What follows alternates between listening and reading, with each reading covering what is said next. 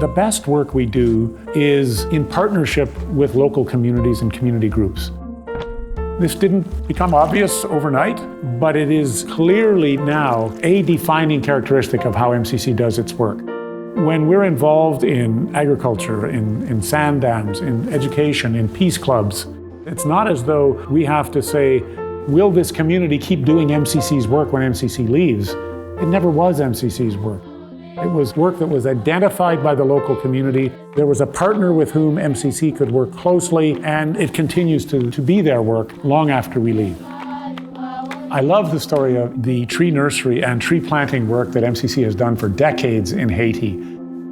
When Hurricane Matthew struck just a few years ago, there are a number of places where people reported that because previously deforested hillsides had been replanted with trees, the topsoil was stable enough that they did not experience the kind of erosion and landslides that were happening where reforestation had not happened.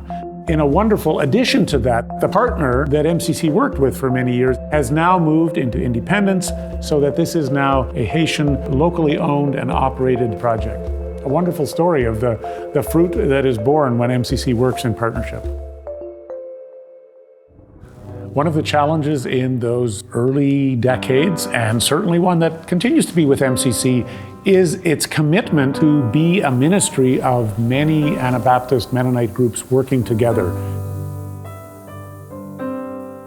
One of my favorite images is visiting the meat canner and seeing standing side by side, putting labels on cans, a woman with a cape dress and a head covering, standing right beside another young woman with purple hair and a nose ring. And we're saying, this is service together in the name of Christ. I'm filled with hope and excitement for the future of MCC. One of my favorite aspects of this work is that I am reminded daily of the importance of needing to be willing to be inconvenienced to provide support to those who are most in need. One of our sponsors talks about, we're not here on this earth to help ourselves to more. We're here to help others to real life. And this is the MCC that I see growing in its impact for the future. As MCC has developed its deeper commitment to working in program with partnerships, we've also developed a better understanding that our supporters, our donors, our volunteers are also partners in MCC's ministry.